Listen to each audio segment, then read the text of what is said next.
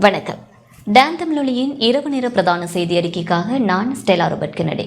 விரிவான செய்திகளுக்குள் செல்லும் முன்னர் முதலில் தலைப்புச் செய்திகள். பிரதம நீதியரசராக பதில் பிரதம நீதியரசர் முர்து பெர்னாண்டோவை நியமிக்க அரசியலமைப்பு பேரவை அங்கீகாரம். எதிர்வரும் 21ஆம் தேதி ஜனாதிபதி அனுரகுமார திசாநாயக்க கொள்கை பிரகடன உரை. தேசிய மக்கள் சக்தி தமிழ் தேசிய வாக்குகளால் வெற்றி பெறவில்லை என கஜேந்திரகுமார் பொன்னம்பலம் தெரிவிப்பு. தமிழ் நாடாளுமன்ற உறுப்பினர்களை ஒன்றிணைத்து நாடாளுமன்றில் ஒரே அணியாக பொது பிரச்சினைகளை கையாள உள்ளதாக செல்வம் அடைக்கலநாதன் தெரிவிப்பு. சதி திட்டங்களால் வடக்கு மாகாணத்தில் இலங்கை தமிழரசு கட்சி ஆசனங்களை பறிகொடுத்துள்ளதாக கானா கோடீஸ்வரன் தெரிவிப்பு. மழையுடனான வானிலை எதிர்வரும் 22ஆம் தேதி வரை தொடரும் என நாகமுத்து பிரதீபராஜா முன்னறிவிப்பு. பாகிஸ்தானில் பனிமூட்டம் காரணமாக சுகாதார அவசர நிலை பிரகடனம். தொடர்பான முதன்மைச் செய்திகள்.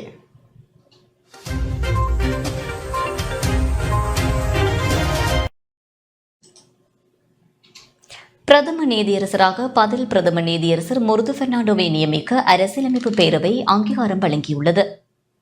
பிரதம நீதியரசராக பதில் பிரதம நீதியரசர் முர்து பெர்னாண்டோவை நியமிப்பதற்கு நேற்றிரவு நடைபெற்ற அரசியலமைப்பு பேரவை கூட்டத்தின் போது அங்கீகாரம் வழங்கப்பட்டுள்ளது. இதேவேளை ஜனாதிபதி அனுரகுமார திசாநாயக்க முன்னிலையில் அவர் கடந்த அக்டோபர் மாதம் 10ஆம் தேதி பதில் பிரதம நீதியரசராக பதவி பிரமாணம் செய்து கொண்டார். சட்டமா அதிபர் திணைக்களத்தில் 30 வருடங்கள் பணியாற்றியதுடன் பின்னர் சிரேஷ்ட அரசு ஆலோசகராகவும் சிரேஷ்ட மேலதிக சொலிசிட்டர் ஜெனரலாகவும் அவர் பதவி உயர்வு பெற்றார். இதனிடையே இந்த நியமனத்தின் மூலம் 2வது பெண் தலைமை நீதியரசராக அவர் பதிவாகியுள்ளார். இதற்கு முன்னதாக கடந்த 2011இல் ஷிராணி பண்டாரநாயக்க முதல் பெண் தலைமை நீதியரசராக நியமிக்கப்பட்டிருந்தமை குறிப்பிடத்தக்கது.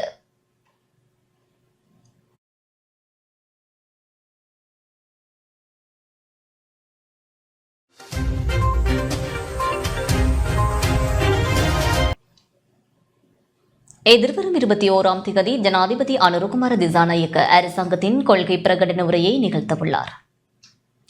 எதிர்வரும் 21ஆம் தேதி 10வது நாடாளுமன்றத்தின் முதலாவது அமர்வை ஆரம்பித்து வைக்கவுள்ள ஜனாதிபதி அனுரகுமார திசாநாயக்க அன்றைய தினம் புதிய அரசாங்கத்தின் கொள்கை பிரகடன உரையை நிகழ்த்தவுள்ளார். அதற்கமைய அன்றைய தினம் பிற்பகல் 3 மணிக்கு வைபவ ரீதியாக முதலாவது அமர்வு ஆரம்பித்து வைக்கப்பட உள்ளதுடன் அரசியலமைப்பின் 33வது உறுப்புரையின் கீழ் ஜனாதிபதிக்கு வழங்கப்பட்டுள்ள அதிகாரத்திற்கமைய ஜனாதிபதி புதிய அரசாங்கத்தின் கொள்கை பிரகடன உரையை நிகழ்த்தவுள்ளார்.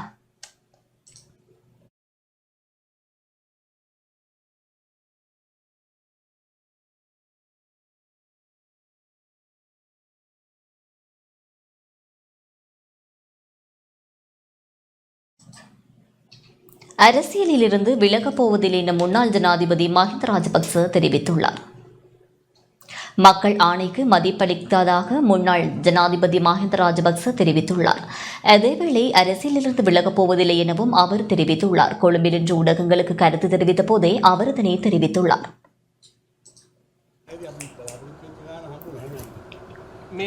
මාලිමාව ජයග්‍රහණය ගැන මොකද ඔබතුමාගේ අදහස? කරගෙන යන්න පුළුවන් වේද අලුත් මූණු වලට? දැන් මේ මාලිමාව ලැබපු ජයග්‍රහණය 103 ඉඳලා මෙච්චර උඩට ආපු එක ගැන මොකද හිතෙන්නේ? රටේ ජනතාවනේ තන්නේ வெற்றி சிறப்பாகவே உள்ளது. நாம் எதிர்பார்த்த அளவு வெற்றி எமக்கு கிடைக்கப் பெற்றுள்ளது. தேசிய மக்கள் சக்தி வெற்றி பெற்றுள்ளமை சிறப்பான விடயமாகும். புதியவர்கள் நாடாளுமன்றத்திற்கு தெரிவாகியுள்ளனர். அது வரவேற்கத்தக்க விடயம். புதிய தரப்பினருக்கு நாடாளுமன்றத்தை கொண்டு நடத்த முடியும். நாட்டு மக்களே தேசிய மக்கள் சக்திக்கு ஆணையை வழங்கியுள்ளனர். அந்த வகையில் மக்கள் ஆணைக்கு நாம் மதிப்பளிக்க வேண்டும். நாட்டை கட்டியெழுப்ப முடியுமாகவும் இருக்கலாம், முடியாமலும் போகலாம். இலகுவில் நாம் அரசியலில் இருந்து விலகப் போவதில்லை. ரணில் விக்ரமசிங்க தரப்பினருக்கு இடம்பெற்ற விடயத்தையிட்டு கவலையடைகின்றேன்.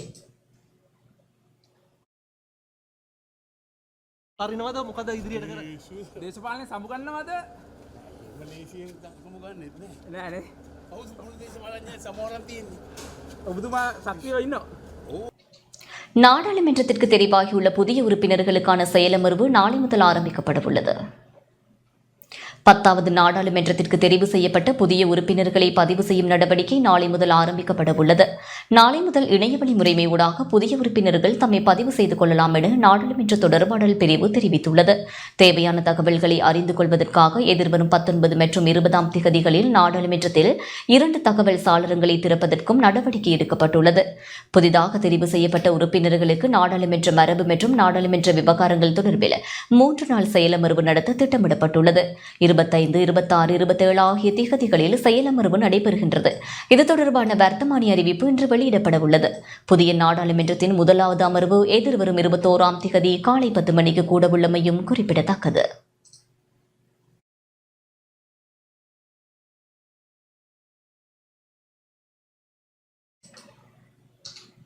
தேசிய மக்கள் சக்தி தமிழ் தேசிய வாக்குகளால் வெற்றி பெறவில்லை என தமிழ் தேசிய மக்கள் முன்னணியின் தலைவர் கஜேந்திரகுமார் பொன்னம்பலம் தெரிவித்துள்ளார்.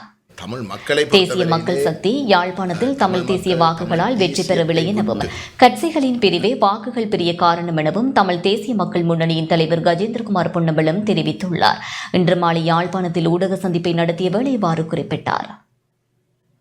தமிழ் மக்களை பொறுத்தவரையிலே தமிழ் மக்கள் தமிழ் தேசியத்தை விட்டு விலகினதாக அல்லது தமிழ் தேசியத்தை நிராகரிக்கிற தேசிய மக்கள் சக்தி போன்ற தரப்புகளுக்கு வாக்களித்து இருப்பதாக கூறுகின்ற கருத்துக்களை நாங்கள் நிராகரிக்கிறோம். ஆனால் இதிலே தமிழ் தேசிய மக்கள் முன்னணியை பொறுத்தவரையிலே நான் இலங்கை தமிழரசு கட்சியை பற்றியோ மற்றவர்களை பற்றியோ சொல்கிறதுக்கும் விட தமிழ் தேசிய மக்கள் முன்னணியை பொறுத்தவரையிலே இந்த தேர்தல் விசேஷமாக யாழ்ப்பாணத்தில் வந்து ஒரு அதிர்ச்சியை ஏற்படுத்தியிருக்கின்றது. ஏனென்றால் எமக்கும் ஏனையோர்கள் தமிழ் தேசியம் சார்ந்த அடையாளப்படுத்துகின்ற ஏனையோர்களுக்கு அந்த ஒவ்வொரு கட்சியும் எடுத்து பார்த்தால் அவர்களுக்கு கிடைத்த பின்னடைவை போல தமிழ் தேசிய மக்கள் முன்னணிக்கும் தன்னுடைய வாக்கு வங்கியில் இருந்து ஒரு கணிசமான வாக்கு குறைஞ்சிருக்கின்றது. அது தேசியம் சார்ந்த அரசியலுக்கும் எங்களுடைய கொள்கை சார்ந்த தமிழ் மக்களுடைய இருப்பு சார்ந்த விடயங்களுக்கும் எதிர்காலம் வந்து ஒரு மிகவும் சவாலுக்குரிய ஒரு காலமாகத்தான் நாங்கள் பார்க்கின்றோம். விசேஷமாக இந்த வரப்போகிற 5 வருஷத்தில் மிக முக்கியமாக வந்து 1வது வருஷம். எங்களுடைய கணிப்பின்படி இந்த தேர்தல் முடிவுகளுக்கு பிற்பாடும் வந்து திரு ஜேவிபியினுடைய செயலாளர் டில்வின் சில்வா அவர்கள் இன்றைக்கு நான் பத்திரிகைகள் ஊடாக அறிஞ்சினான். அவர் வடக்கிலே வந்து அவர்களுக்கு 3 ஆசனங்களும் யாழ்ப்பாணத்தில் வன்னியில் 2 ஆசனங்களும் பெற்றதை வந்து இனவாதத்தை வந்து தமிழ் மக்கள் வடக்கு மக்கள் வந்து நிராகரிச்சிருக்கிறார்கள் என்ற ஒரு கருத்தை சொல்லியிருக்கிறார். அந்த கருத்திலே வந்து தமிழ் மக்களுக்கு இருக்கக்கூடிய ஆபத்துகள் மிக தெளிவாக அம்பலமாகின்றது. வரலாற்று ரீதியில் பெரும்பான்மை பலத்தை பெற்றுள்ள தேசிய மக்கள் சக்தி தமிழ் மக்களையும் அணைத்து செல்ல வேண்டும் எனவும் கொள்கைகளையும் பரிசீலிக்க வேண்டும் எனவும் இலங்கை தமிழரசு கட்சியின் மூத்த துணைத் தலைவர் CVK சிவஞானம் தெரிவித்துள்ளார். இன்று யாழ்ப்பாணத்தில் ஊடக சந்திப்பை நடத்திய வேளை இவ்வாறு குறிப்பிட்டார். அடுத்ததாக ஒரு கருத்து இந்த முறை ஒரு அலையாக அல்லது சுனாமியாக NPP என்று சொல்லக்கூடிய தேசிய மக்கள் சக்தி ஒரு வெற்றியை பதிவு செய்திருக்கிறது. அனுரா அரசாங்கம், திசாநாயக்க அரசாங்கம் ஒரு அரசாங்கத்துக்கு எதிராக போராடியவர்கள் இப்பொழுது அந்த அந்த அந்த அந்த கொள்கையிலிருந்து வேறுபட்டு அதை மாற்றம் செய்து மாகாண சபை முறைகள் இப்படியே அரசியல் அமைப்பு கொண்டு வரும் வரையில் தொடர்ந்து தமிழ் மக்கள் விரும்புவதால் அந்த அவை தொடர்ந்து இருப்பதை தாங்கள் ஏற்றுக்கொள்கிறோம் என்ற ஒரு மாற்றம் JVP அல்லது NPPயில் ஏற்பட்டிருக்கிறது. நாங்கள் தலைமை JVP அல்லது NPP தலைமையை கேட்டுக்கொள்வதெல்லாம் நாங்கள் உங்களுடைய அரசாங்கத்துக்கு எந்த சந்தர்ப்பத்திலும் எதிர்ப்பானவர்கள் அல்ல. நாங்கள் இப்பொழுது கோருவதெல்லாம் நாங்கள் ஏற்கனவே கடந்த 75 வருடமாக எங்களுடைய இனத்துவ அடையாளத்தை, நேஷனல் ஐடென்டிட்டி என்று சொல்லக்கூடிய இனத்துவ அடையாளத்தை எங்களுடைய தாயக நிலத்திலே பேணிக்கொண்டு எங்களுடைய சில கருமங்களை நாங்களே நிர்வகிக்கக்கூடிய ஒரு கட்டமைப்பை நாங்கள் கோரி நிற்கிறோம் என்ற விடயத்தை உங்களுக்கு சமர்ப்பித்து, இந்த விடயத்திலே ஏற்கனவே நீங்கள் மாகாண சபை முறைமையை மீளாய்வு செய்தது போல எங்களுடைய கோரிக்கையை ஏற்கனவே எங்களுடைய பகுதிகளிலிருந்து உங்களுடைய உறுப்பினர்கள் வந்திருக்கிறார்கள். ஆகவே நாங்கள் எங்களுடைய மக்கள் இனத்துவசத்தோடு பார்க்கவில்லை. ஆகவே அந்த வகையில் இந்த கொள்கையை நீங்கள் மீளாய்வு செய்து எங்களுடைய கோரிக்கையின் அடிப்படையில் சில தீர்வுகளை வழங்க வேண்டும். மெண்டேட் என்று சொல்லக்கூடிய மக்கள் வரத்தை பெற்ற நீங்கள் இந்த உங்களுடைய கொள்கையை மீள் பரிசீலனை செய்து தமிழ் மக்களையும் அனைத்து செல்லக்கூடிய சமமாக பார்க்கிறன்றதில் நாங்களுக்கு ஏற்புடைமை இருந்தாலும் தனியாக தேசியம் என்ற நேஷனலிஸ்ட் என்று சொல்கிறதுக்குள்ளே நாங்கள் எங்களை முடக்குவது பொருத்தமானது அல்ல.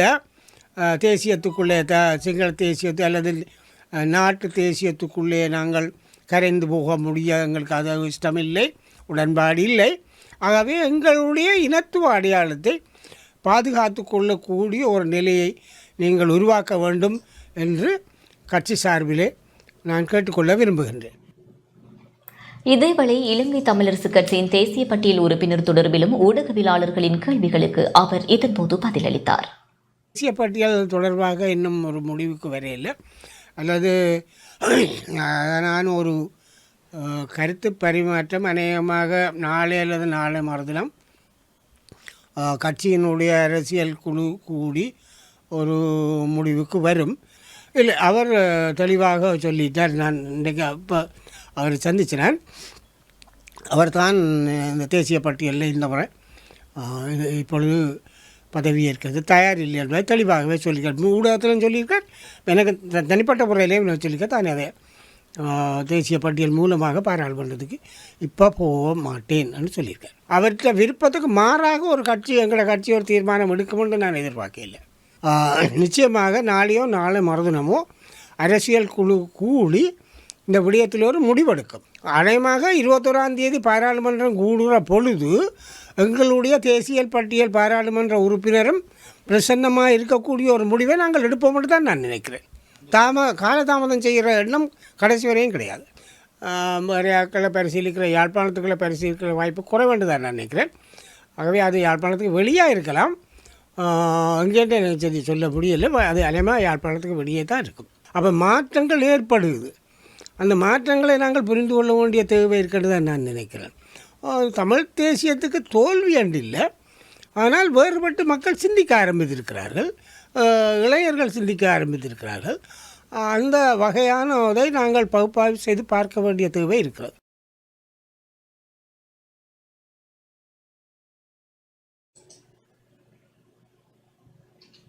ஒற்றையாட்சிக்கு எதிராகவே வடக்கு கிழக்கு தமிழ் மக்கள் அதிக அளவில் வாக்களித்துள்ளதாகவும் தமிழ் தேசிய அரசியல் பரப்பில் உள்ள கட்சிகள் அனைத்தும் ஒன்றுபட வேண்டும் என்பதே மக்களின் தேர்ப்பாக அமைந்துள்ளதாகவும் தமிழ் தேசிய கட்சியின் செயலாளர் நாயகம் MK சிவாஜிலிங்கம் தெரிவித்தார். வடமராட்சி ஊடக இல்லத்தில் இன்று இடம்பெற்ற ஊடக சந்திப்பில் அவர் இதனை தெரிவித்தார்.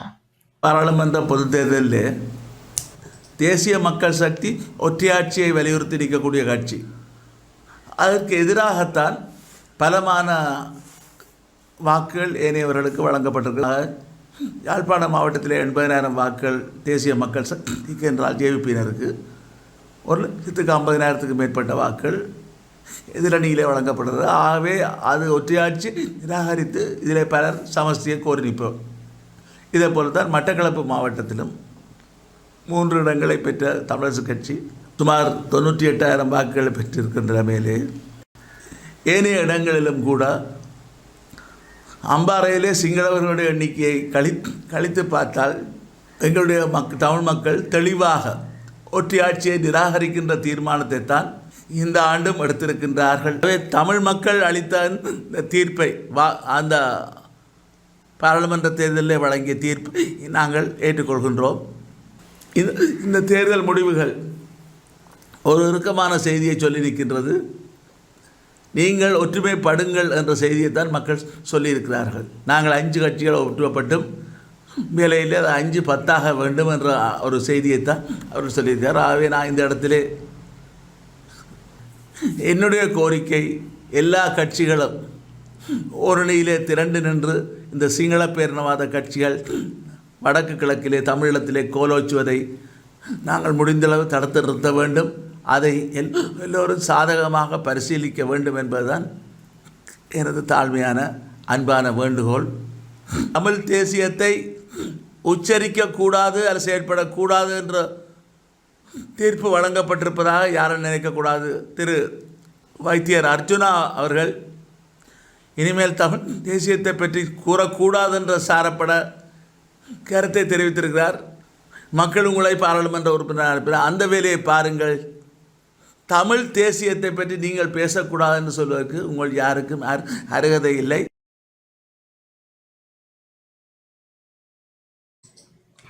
யாழ்ப்பாண மாவட்டத்தில் நாடாளுமன்ற உறுப்பினராக தெரிவு செய்யப்பட்டுள்ள வைத்தியர் அர்ஜுனாவுக்கு சாவகச்சேரி மக்கள் வரவேற்பளித்துள்ளனர். தேர்தலில் வெற்றி பெற்ற பின்னர் முதற் தடவையாக இன்று பிற்பகல் சாவகச்சேரிக்கு விஜயம் செய்த வேளை மக்கள் அமோக ஆதரவை வழங்கியிருந்தனர். இதன்போது மக்கள் கேக் வெட்டி கொண்டாட்டத்தில் ஈடுபட்டனர்.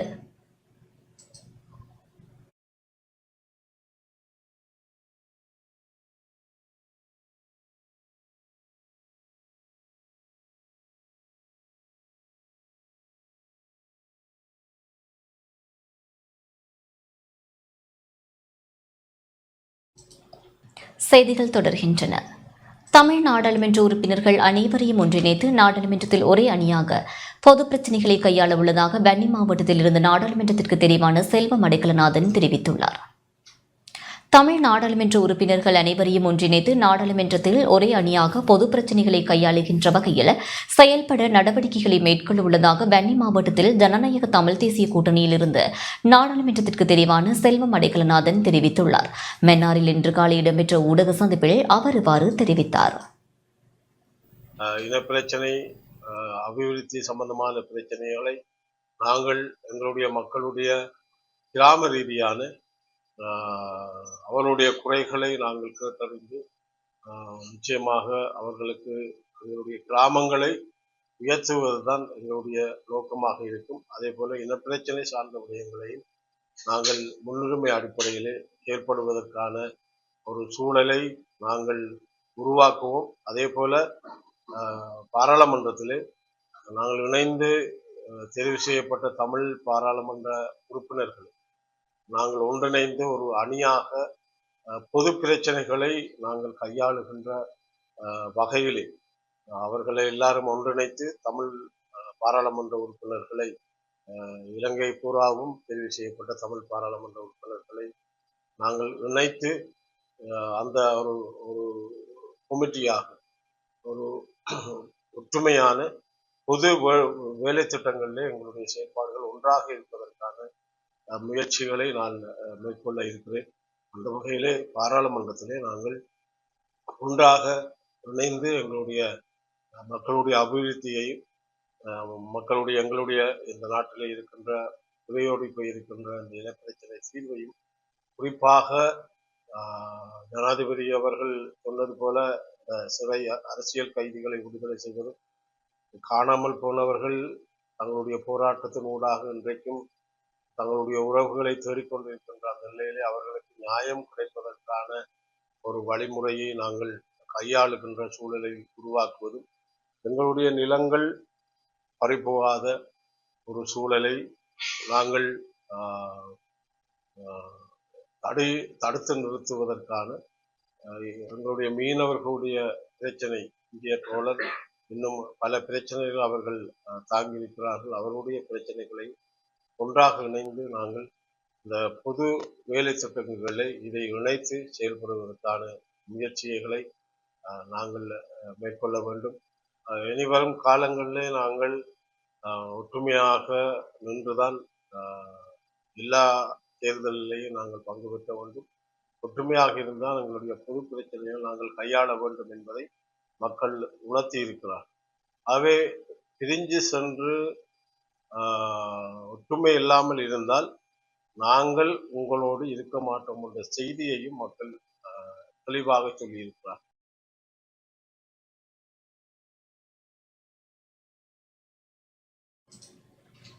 சதி திட்டங்களால் வடக்கு மாகாணத்தில் ஆசனங்களை இலங்கை தமிழரசு கட்சி பறிகொடுத்துள்ளதாக தமிழரசு கட்சி சார்பில் அம்பரையில் மக்கள் பிரதிநிதியாக தெரிவு செய்யப்பட்ட கானா கோடீஸ்வரன் தெரிவித்துள்ளார்.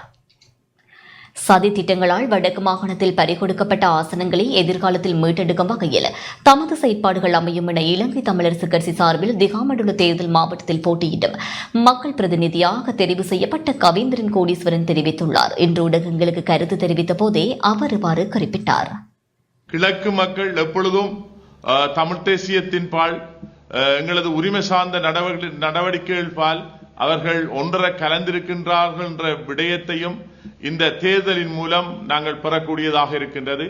அதிலே விசேடமாக கிழக்கு மாகாணத்திலே மட்டக்களப்பிலே 3 ஆசனங்களையும், திருவோணமலையிலே ஒரு ஆசனத்தையும், அம்பாறையிலே ஒரு ஆசனத்தையும் பெற்று ஒரு சாதனையை நாங்கள் நிலைநாட்டியிருக்கின்றோம். அதேபோல் யாழ்ப்பாணத்திலே 2 ஆசனங்கள் மட்டும் கிடைக்க பெற்றாலும் நாங்கள் நிச்சயமாக அந்த யாழ்ப்பாணத்திலே இருக்கின்ற வடபகுதியிலே இருக்கின்ற ஆசனத்தையும் இயற்றுவதற்கான சகல நடவடிக்கைகளை மேற்கொண்டு எங்களது உரிமை சார்ந்த விடயங்களை நாங்கள் முன்னெடுக்கின்ற நேரம் அபிவிருத்தி சார்ந்த விடயங்களையும் இந்த மாவட்டத்திலே நாங்கள் கூடுதலாக முன்னெடுக்க வேண்டிய நிலை இருக்கின்றது. அது மட்டுமல்ல, தமிழ் தேசிய கூட்டமைப்பை தமிழரசு கட்சியை உடைப்பதற்காக பல சதி வேலைகளை சதி திட்டங்கள் தீட்டப்பட்டதன் நிமித்தம்தான் அங்கே வடக்கிலே ஒரு பின்னடைவு ஏற்பட்டிருக்கின்றது. நிச்சயமாக அந்த பின்னடைவானது எதிர்காலத்திலே சிறப்பாக முன்னெடுக்கப்பட்டு சிறந்த அரசியல், சிறந்த ஒரு கட்டமைப்பை ஏற்படுத்தி கூடுதலான ஆசனங்களை எதிர்காலத்திலே எடுக்கக்கூடிய அந்த வாய்ப்பு இருக்கும். அதேபோல் ஒவ்வொரு மக்களோடும் கூட இருந்து தமிழ் மக்களின் வடகிழக்கில் இருக்கிற தமிழ் மக்களின் உரிமை சார்ந்த நிலையான அபிவிருத்தி சார்ந்த விடயங்களை நாங்கள் முன்னெடுப்போம் என்பதனையும் இந்த இடத்திலே கூறிக்கொள்ள விரும்புகின்றேன். விசேடமாக அம்பாறை மாவட்டத்திலே உள்ள வாக்களித்த ஒவ்வொரு தமிழ் மகனுக்கும் எனது நன்றியை தெரிவித்துக் கொள்கின்றேன்.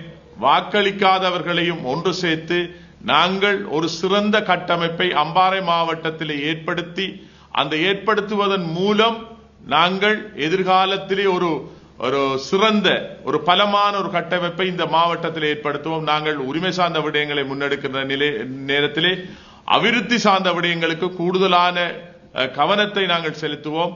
விசேடமாக இந்த அம்பாறை மாவட்டத்தின் தமிழரின் இருப்பை பாதுகாப்பதற்கான அந்த 7 அம்ச கோரிக்கை, புதிய பிரதேச செயலகங்கள், புதிய பிரதேச சபை, புதிய வலய கல்வி அலுவலகங்கள், பொருளாதார நடவடிக்கைகள், வளங்கள் சுரண்டப்படுவதற்கு எதிரான நடவடிக்கைகள், இப்படிப்பட்ட 7 அம்ச கோரிக்கைகளை முன்வைத்து அம்பாறை மாவட்டத்தின் தமிழ் இருப்பை பாதுகாப்பதற்கான அனைத்து நடவடிக்கைகளும் எதிர்காலத்திலே முன்னெடுக்கப்படும் என்கின்ற இந்த செய்தியையும் இந்த இடத்திலே கூறிக்கொள்ள விரும்புகின்றேன். விசேடமாக கிடைக்கப்படுகின்ற இந்த போனஸ், தமிழரசு கட்சி கிடைக்கப்படுகின்ற போனஸ் ஆசனமானது சிறந்த ஒரு நபருக்கு, அதாவது சிறந்த செயற்பாட்டு அரசியலை முன்னெடுக்கின்ற, நிலையான அரசியலை முன்னெடுக்கின்ற நபருக்கு நிச்சயமாக வழங்கப்படும். அந்த நபர் சிறந்த நபராக தேர்ந்த கட்சியாலே சிறந்த ஒரு ஆளுமை உள்ளவர். அது மட்டுமல்ல, எங்களது உரிமை சார்ந்த விடயங்களை முன்னெடுக்கக்கூடியவராகவும் அவர் இருக்க வேண்டும். அதன் அடிப்படையிலே நிச்சயமாக கட்சி ஒன்றாக சேர்ந்து ஒரு சிறந்த ஒரு நபரை நிச்சயமாக மிக விரைவாக அவர்கள் எடுப்பார்கள். திகாமடுள்ள தேர்தல் மாவட்டத்திலிருந்து இலங்கை தமிழரசு கட்சி சார்பில் நாடாளுமன்றத்திற்கு தெரிவு செய்யப்பட்ட கவேந்திரன் கோடீஸ்வரனிற்கு நேற்றிரவு வரவேற்பளிக்கப்பட்டது. காரைதீவு ஸ்ரீ கண்ணகி அம்மன் ஆலயத்தில் வழிபாடுகளை மேற்கொள்வதற்காக கோடீஸ்வரன் வருகை தந்த வேளை அங்கு திரண்ட மக்கள் அவருக்கு வரவேற்பளித்தனர். வலுவிழந்திருக்கும் மக்களின் காவலனாக தான் தொடர்ந்தும் செயற்படுவேன் என கவேந்திரன் கோடீஸ்வரன் ஆதரவாளர்கள் மத்தியில் குறிப்பிட்டார்.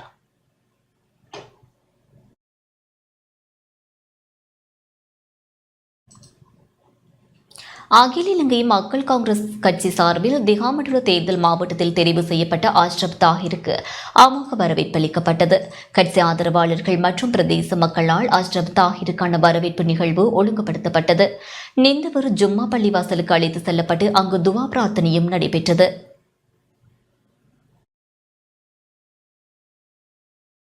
அகில இலங்கை மக்கள் காங்கிரஸ் 34,000 வாக்குகளை பெற்று ஒரு பாராளுமன்ற பிரதிநிதித்துவத்தை பெற்றிருக்கின்றது. அல்ஹம்துலில்லாஹ் இந்த தலைமை கட்சியினுடைய மாவட்ட செயற்குழு அத்தோடு இந்த மாவட்டத்திலே போட்டியிட்ட 10 வேட்பாளர்கள், அவர்களோடு பின்னாலே இருந்து பல முயற்சிகளை செய்த கட்சியினுடைய முக்கிய போராளிகள், அத்தனை பேருடைய உழைப்பு, கட்சியினுடைய வாக்காளர்கள் கட்சியை பாதுகாக்க வேண்டும், இது சமூகத்துக்கான ஒரு பணியை நிறைவேற்றி கொண்டிருக்கின்ற கட்சியாக இருக்கின்றது என்ற அடிப்படையிலே எங்களுக்கு அமானிதத்தை வழங்கியிருக்கின்றார்கள்.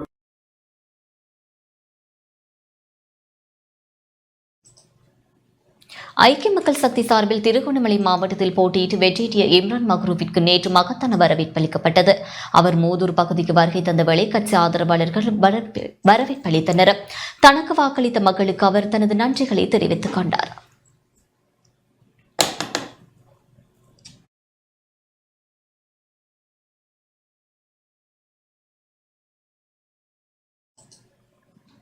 அரசாங்கத்தின் சிறந்த திட்டங்களுக்கு ஆதரவளிக்க தயார் என ஐக்கிய மக்கள் சக்தி சார்பில் திருகோணமலை மாவட்டத்தில் தெரிவான இம்ரான் மக்ரூப் தெரிவித்துள்ளார். தோப்பூரில் நடைபெற்ற வரவேற்பு நிகழ்வில் உரையாற்றும் போதே அவர் இவ்வாறு குறிப்பிட்டார். ஒரு கட்சி 159 ஆசனங்களை பெறுவது என்பது எப்படியாகப்பட்ட மாற்றத்தை மக்கள் விரும்புகின்றார்கள் என்பது மிக தெளிவாக விளங்குகின்ற ஒரு விடயமாக காணப்படுகின்றது.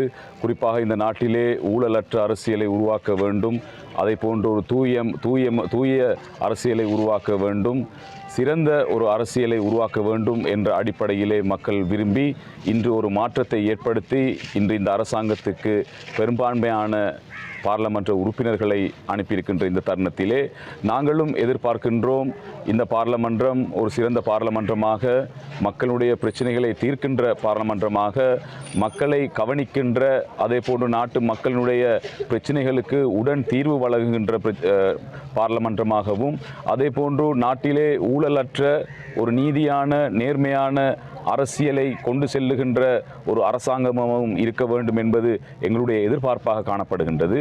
ஆகையால் இன்று நாங்கள் பார்க்கின்ற பொழுது இந்த அரசியலிலே ஜாம்பவான்களாக விளங்கியவர்கள், ஊழல்வாதிகளாக மக்களினால் சொல்லப்பட்டவர்கள், இதுவரைக்கும் லஞ்ச ஊழல் ஆணைக்குழுக்கே சென்ற உறுப்பினர்கள் எல்லோரும் இன்று மக்களால் ஒதுக்கப்பட்டிருக்கின்றார்கள் என்பது தெளிவாக விளங்குகின்ற ஒரு விடயம். அந்த அடிப்படையிலே சில சிறந்த பாராளுமன்ற உறுப்பினர்களும் இந்த அலையின் மூலமாக தோல்வியை ஏற்றிருக்கின்றார்கள்.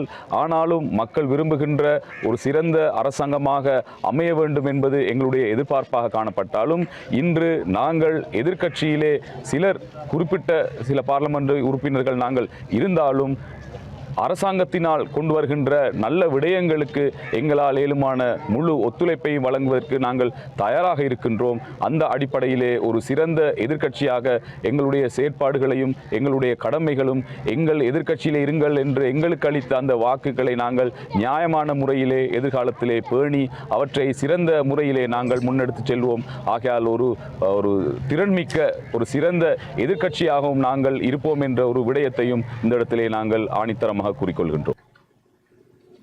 தேசிய பட்டியல் ஆசனத்தில் நாமல் ராஜபக்ச நாடாளுமன்றம் செல்ல உள்ளார் என அக்கட்சியின் பொதுச் செயலாளர் சாகர காரியவசம் தெரிவித்துள்ளார். கட்சிக்கு கிடைக்கப்பெற்றுள்ள தேசிய பட்டியல் ஆசனத்தினூடாக கட்சியின் தேசிய அமைப்பாளர் நாமல் ராஜபக்சவை நாடாளுமன்றத்திற்கு அனுப்ப தீர்மானித்துள்ளதாக ஸ்ரீலங்கா பொதுஜன பெரமுனவின் பொதுச் செயலாளர் சாகர காரியவசம் தெரிவித்துள்ளார். கொழும்பில் இன்று இடம்பெற்ற ஊடகவியலாளர் சந்திப்பின் போதே அவர் இதனை தெரிவித்துள்ளார்.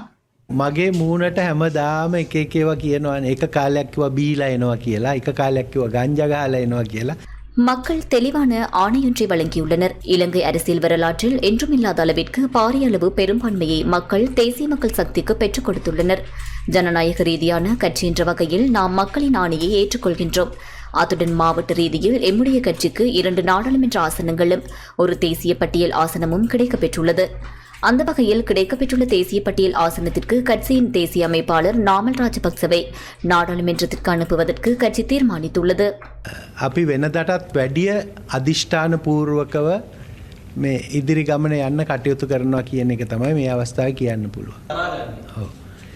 නෑ ඒක මං හිතන්නේ දේශපාලනයේදී ප්‍රජාතන්ත්‍රවාදී நாடாளுமன்ற தேர்தலில் தனி பெரும்பான்மையை பெற்றுள்ள ஜனாதிபதி அனுரகுமார தலைமையிலான அரசாங்கத்திற்கு பாகிஸ்தான் பிரதமர் வாழ்த்து தெரிவித்துள்ளார்.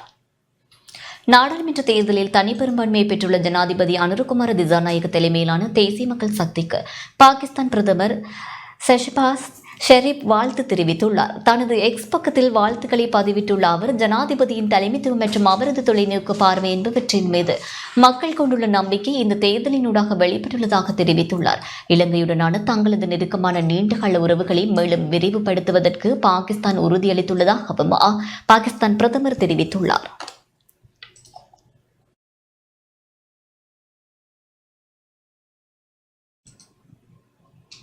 நாடாளுமன்ற தேர்தலில் இலங்கை அரசாங்கத்திற்கு கிடைத்துள்ள வெற்றி சீர்திருத்தங்களுக்கான ஆணையை வழங்குவதாக முன்னாள் சமாதான தூதுவர் எரிக் சொல்ஹைம் தெரிவித்துள்ளார். நாடாளுமன்ற தேர்தலில் இலங்கை அரசாங்கத்திற்கு கிடைத்துள்ள வெற்றி ஆழமான சீர்திருத்தங்களுக்கான ஆணையை வழங்குவதாகவும் அதனை அரசாங்கம் சரியாக பயன்படுத்த வேண்டும் எனவும் இலங்கைக்கான நோர்வேயின் முன்னாள் சமாதான தூதுவர் எரிக் சொல்ஹைம் தெரிவித்துள்ளார். சமூக ஊடக பதிவில் இவ்வாறு குறிப்பிட்டுள்ளார். நெருக்கடியிலிருந்து மீள்வதற்காக சர்வதேச நாணய நிதியத்துடன் ஒரு சிறந்த ஒப்பந்தத்திற்காக பேச்சுவார்த்தைகளை மேற்கொள்ள வேண்டும். பொருளாதார வளர்ச்சி மற்றும் வறுமையில் சிக்கியுள்ளவர்களை அதன் பிடியிலிருந்து மீட்பதற்கான பொருளாதார சீர்திருத்தம் முன்வைக்கப்பட வேண்டும். தேசிய நல்லிணக்கம் மற்றும் சிறுபான்மை தமிழர்கள் முஸ்லிம்களுக்கான உரிமைகள் வழங்கப்பட வேண்டும். ஊழலுக்கு எதிராக கடுமையான போராட்டம், சுற்றுலாத்துறையில் பசுமை பொருளாதாரத்தை உருவாக்க வேண்டும் என இலங்கைக்கான நோர்வேயின் முன்னாள் சமாதான தூதுவர் எரிக் சொல்ஹைம் குறிப்பிட்டுள்ளார்.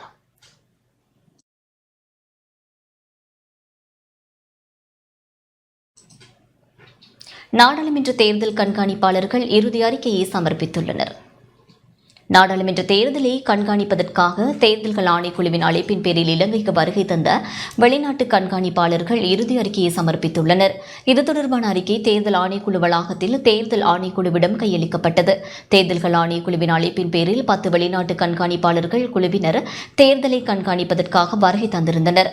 தேர்தலுக்கு முந்தைய காலம், தேர்தல் நாள் மற்றும் தேர்தலுக்கு பிந்தைய கால பகுதியில் தங்கள் அவதானிப்புகளை மேற்கொண்டு அறிக்கை சமர்ப்பித்துள்ளனர்.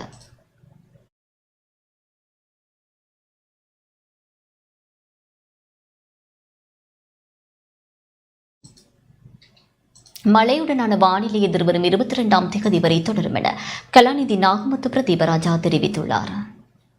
வங்கக்கடல் மற்றும் அரபிக்கடல் பகுதியில் காற்று சுழற்சி உருவாகியுள்ளதாகவும் இதனால் மழையுடனான வானிலை எதிர்வரும் 22ஆம் தேதி வரை தொடரும் எனவும் யாழ்ப்பாண பல்கலைக்கழகத்தின் புவியியல் துறை தலைவர் கலாநிதி நாகமுத்து பிரதீபராஜா தெரிவித்துள்ளார். இலங்கைக்கு தெற்காக வங்காள விரிகுடாவில் காற்று சுழற்சி ஒன்று காணப்படுகின்றது. அதேவேளை அரபிக்கடலிலும் ஒரு காற்று சுழற்சி காணப்படுகின்றது. வடகிழ் பருவமழையின் தீவிர தன்மைக்கு சாதகமாக அமைந்த மேடன் ஜூலியன் அலைவினுடைய வருகையும் இந்து சமுத்திர பிராந்தியத்தில், குறிப்பாக இலங்கைக்கு அண்மித்த கடற்பிராந்தியங்களில் வலுப்பெற்றிருப்பதன் காரணமாக வடகிழ் பருவமழை தீவிரமடைந்திருக்கின்றது. இதன் காரணமாக வடக்கு மற்றும் கிழக்கு மாகாணங்களினுடைய பல பகுதிகளிலும் தற்பொழுது கிடைத்து வருகின்ற மழையானது எதிர்வரும் 22/11/2024 வரை தொடர்வதற்கான வாய்ப்புகள் காணப்படுகின்றன. வடக்கு மாகாணத்தினுடைய கிழக்கு மாகாணத்தினுடைய பல பகுதிகள் உட்பட்ட நாட்டின் பெரும்பாலான பகுதிகளுக்கு அவ்வப்பொழுது மிதமானது முதல் கனமானது வரையான மழை கிடைப்பதற்கான வாய்ப்புகள் காணப்படுகின்றன.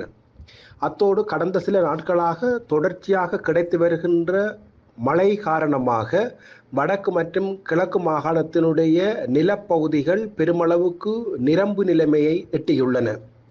இதன் காரணமாக தொடர்ச்சியாக மழை கிடைக்கும் சந்தர்ப்பங்களில், குறிப்பாக எதிர்வரும் 19/11/2024 வரையான காலப்பகுதிகளில் வடக்கு மற்றும் கிழக்கு மாகாணத்தினுடைய பல பகுதிகளும் கனமான மழையை அவ்வப்போது பெறுவதற்கான வாய்ப்புகளை கொண்டிருப்பதன் காரணமாக, நிலமும் நிரம்பு நிலையை அடைந்திருப்பதன் காரணமாக தொடர்ச்சியாக மழை பெய்யும் சந்தர்ப்பங்களில் தாழ்வான நிலப்பகுதிகளுக்கு மேல் மழைநீர் தேங்கி நின்று வெள்ள அனர்த்தங்களை ஏற்படுத்துவதற்கான வாய்ப்புகள் காணப்படுகின்றன. இதனால் வடக்கு மற்றும் கிழக்கு மாகாணத்திலே தாழ்வான பகுதிகளில் வாழுகின்ற மக்கள் வெள்ள அனர்த்தம் தொடர்பான அவதானத்தோடும் எச்சரிக்கையோடும் இருப்பதும் அவசியமாகும். அத்தோடு எதிர்வரும் 23/11/2024 அன்று கிழக்கு வங்காள விரிகுடாவில் தாளமுக்கம் ஒன்று உருவாகுவதற்கான வாய்ப்புகள் காணப்படுகின்றன. இந்த தாளமுக்கமானது எதிர்வரும் 26 அல்லது 27ஆம் தேதி அளவில் வடக்கு மற்றும் கிழக்கு மாகாணங்களுக்கு அண்மித்த பகுதிகளுக்கு வரக்கூடும் என எதிர்பார்க்கப்படுகின்றது. செய்திகள் தொடர்கின்றன. திருகோணமலை சம்பூர் ஆலங்குளம் மாவீரர் துயிலும் இல்லம் சிரமதானம் செய்யப்பட்டது. திருகோணமலை சம்பூர் ஆலங்குளம் மாவீரர் துயிலும் இல்லத்தில் இன்று காலை சிரமதான பணி முன்னெடுக்கப்பட்டது. சம்பூர் ஆலங்குளம் மாவீரர் நாள் ஏற்பாட்டுக்குழு இதனை ஒழுங்கு செய்திருந்தனர். சிரமதான பணியில் மாவீரர்களின் குடும்பத்தினர், முன்னாள் போராளிகள், பொதுமக்கள், நலன் விரும்பிகள் என பலரும் கலந்து கொண்டனர். இம்முறை மாவீரர் தினத்தை எந்தவித பிரச்சினைகளும் இடம்பெறாத வகையில் சம்பூர் ஆலங்குளம் துயிலும் இல்லத்தில் செய்வதற்கான ஏற்பாடுகளை மாவீரர் நாள் ஏற்பாட்டுக்குழுவினர் முன்னெடுத்து வருகின்றமை குறிப்பிடத்தக்கது.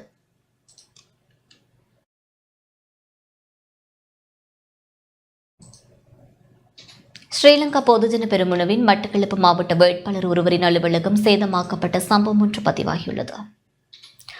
ஸ்ரீலங்கா பொதுஜன பெரமுன சார்பில் மட்டக்களப்பு மாவட்டத்தில் போட்டியிட்ட அப்துல் வஹாபின் அலுவலகம் நள்ளிரவு வேளையில் இடம் தெரியாத நபர்களினால் சேதப்படுத்தப்பட்டுள்ளதாக காத்தன்குடி போலீசார் தெரிவித்துள்ளனர். அலுவலக பதாகைகள், ஜன்னல்கள் மற்றும் கண்ணாடிகள் சேதப்படுத்தப்பட்டுள்ளதுடன் அலுவலகத்தினை தீமூட்ட எடுத்த முயற்சி வெற்றியளிக்கவில்லை என்றும் போலீசார் தெரிவித்தனர். இது தொடர்பான விசாரணைகளை காத்தன்குடி போலீசார் ஆரம்பித்துள்ளனர்.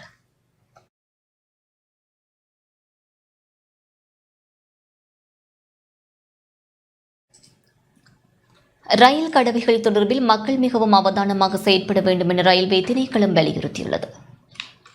ரயில் கடவைகளில் பயணிக்கும் போது மக்கள் மிகவும் அவதானமாக செயற்பட வேண்டும் என ரயில்வே திணைக்களத்தின் பிரதி பொது முகாமையாளர் என்.ஜே. ஏந்திப்பொல தெரிவித்துள்ளார். கவனக்குறைவாக ரயில் கடவைகளில் பயணிப்பதால் அதிக அளவான விபத்துகள் ஏற்படுகின்றன.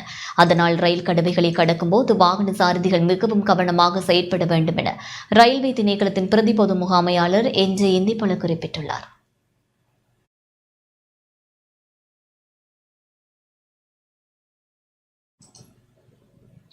$1,45,000 மில்லியன் பெறுமதியான திரைசேரி உண்டியல்கள் 20ஆம் தேதி ஏலத்திற்கு வரவுள்ளது. $1,45,000 மில்லியன் பெறுமதியான திரைசேரி உண்டியல்கள் எதிர்வரும் 20ஆம் தேதி ஏல விற்பனையினூடாக வழங்கப்பட உள்ளதாக மத்திய வங்கி அறிவித்துள்ளது. 91 நாட்கள் முதிர்வு காலத்தை கொண்டு $50,000 மில்லியன் பெறுமதியான திரைசேரி உண்டியல்களும் 152 நாட்கள் முதிர்வு காலத்தை கொண்டு $65,000 மில்லியன் பெறுமதியான திரைசேரி உண்டியல்களும் 364 நாட்கள் முதிர்வு காலத்தை கொண்டு $30,000 மில்லியன் பெறுமதியான திரைசேரி உண்டியல்களும் ஏல விற்பனையினூடாக வழங்கப்பட உள்ளதாக மத்திய வங்கி அறிவித்துள்ளது.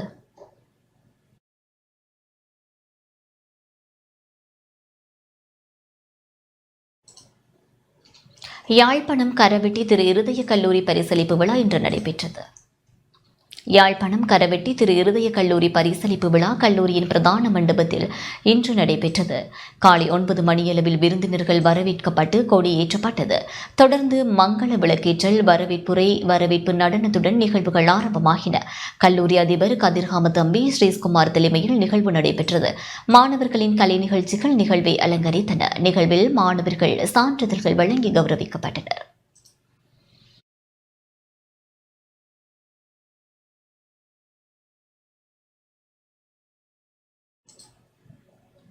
யாழ்ப்பாணம் வட்டுக்கோட்டை பொன்னாளி பகுதியில் கசிப்பு உற்பத்தி செய்யும் இடம் ஒன்று போலீசாரால் முற்றுகையிடப்பட்டதுடன் சந்தேக நபர் ஒருவர் கைது செய்யப்பட்டுள்ளார். யாழ்ப்பாணம் வட்டுக்கோட்டை போலீஸ் பிரிவிற்குட்பட்ட பொன்னாளி தெற்கு நெல்லியான் பகுதியில் உள்ள கசிப்பு உற்பத்தி செய்யும் இடம் வட்டுக்கோட்டை போலீசாரால் இன்று காலை சுற்றி வளைக்கப்பட்டது. சம்பவத்தில் 21 வயதான சந்தேக நபர் ஒருவர் கைது செய்யப்பட்டுள்ளார். அதுடன் 166 லிட்டர் கோடா, 10.5 லிட்டர் கசிப்பு உற்பத்திக்கு பயன்படுத்திய கொள்கலன்கள் மற்றும் சில பொருட்கள் போலீசாரால் மீட்கப்பட்டுள்ளன. மேலதிக விசாரணைகளை தொடர்ந்து சந்தேக நபரை மல்லாகம் நீதிமன்றில் முற்படுத்த நடவடிக்கை எடுக்கப்பட்டுள்ளது. வட்டுக்கோட்டை போலீஸ் நிலையத்தின் பொறுப்பதிகாரியின் தலைமையின் கீழ் இயங்கும் போலீஸ் குற்றத்தடுப்பு பிரிவு பொறுப்பதிகாரி, போதைப்பொருள் தடுப்பு பிரிவு போலீஸ் குழுவினரால் இந்த கைது நடவடிக்கை முன்னெடுக்கப்பட்டது.